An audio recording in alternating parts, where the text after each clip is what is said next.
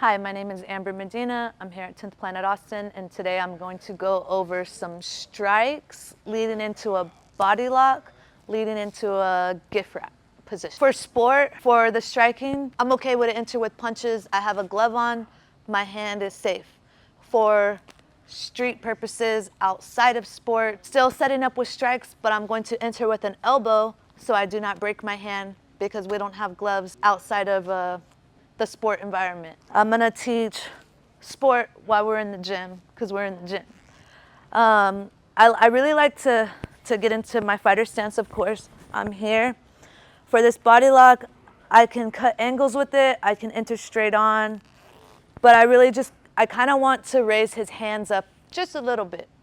So I'm gonna aim high first. So I'll maybe come in with this double jab, maybe I come in with the 1-2. Either way, notice how his hands come up. When I come in, me personally, I like to take this step here from the back and pummel here, entering. I like every single part of my body connected with him. It's very smothering. When I enter on this pummel here, I connect my hands, which is what's called a gable grip. No thumbs, palm to palm. Grip your hands together. When I get this body lock, we'll be entering the body lock at this point.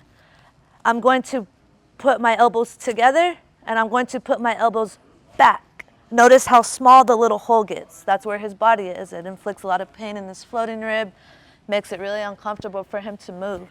Boom, bang, his hands are up. I'm going to step and pummel at the same time. I create that gable grip and I'm fully connected on him. And what I like to say about here, what's important is my back hip, I like to thrust it forward a little bit. If I do not, his structure is still strong. From here, I'm just going to keep the body lock after I tilt my hips in. And I kind of want to fold him in half to his back. I'm going to push with my head and upper body. Without him, it'll look like this, upper body. With my leg, I don't necessarily need to get my knee behind his pit or anything specific. I just need it enough, kind of shelving it a little bit on my thigh here. So from the top, I'm gonna complete the takedown. 1, 2, step, enter, body lock, hip tilt. Now from here, I'm going to keep driving him back with my ear and I'm gonna keep the body lock. Once I get here, I'm on my toes. I keep the body lock and I'm driving with my head and my knee has to trace his hip. If he tries to block and bring his knee up to stop me from mounting him, it's okay.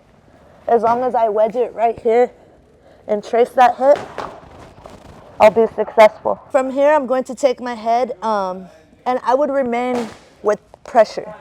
I'm also going to move my foot immediately before he collects it because I'll lose the position. He'll collect it and I'm back in a half guard scenario. So I need to do this transition at once. My back knee is going to come where his shoulder is here. And I'm gonna I can start to release my grip here as I start to come up. And I'm sliding up, keeping pressure, hip pressure low. And I like to slide this heel to his armpit.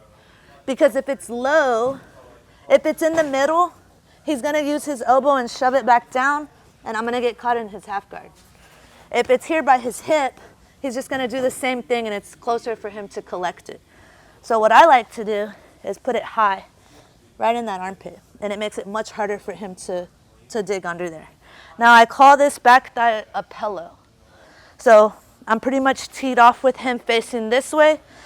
I am keeping pressure on him. Sometimes people can be heavy here with their head on the mat, right?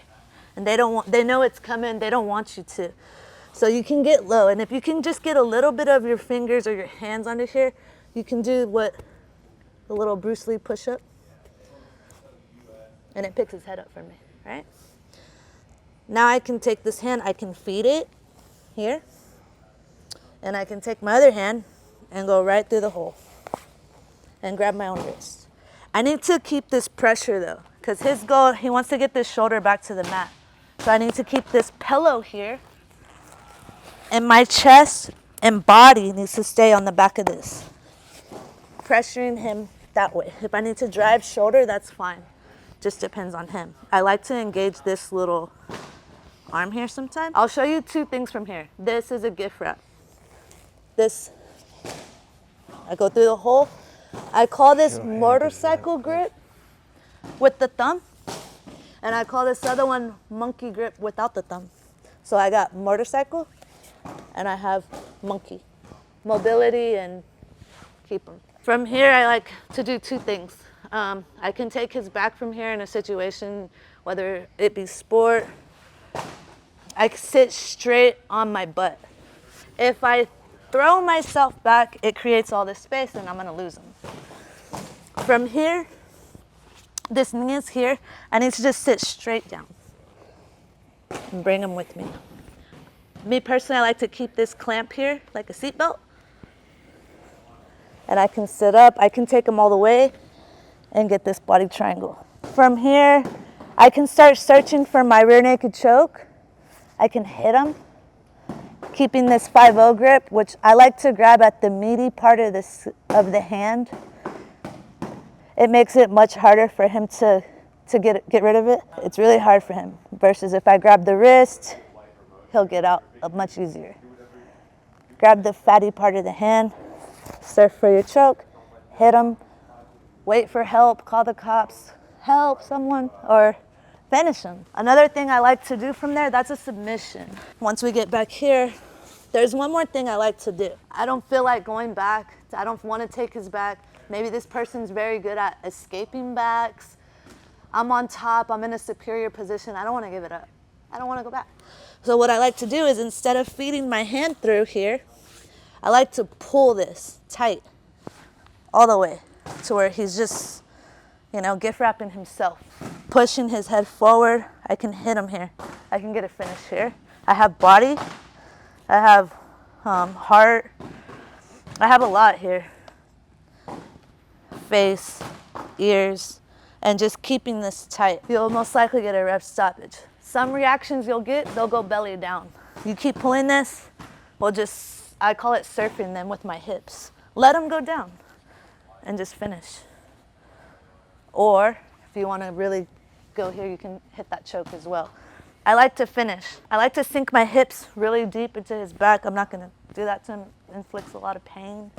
But if they do go belly down, let them go and try and search for your other hook here and really have big chest posture, deep hip pressure. You have your gift wrap and you can go to town here. You could even let it go at this point and you got big shot. Your face is protected. They're face down. This isn't good for them. You'll get a ref stoppage there.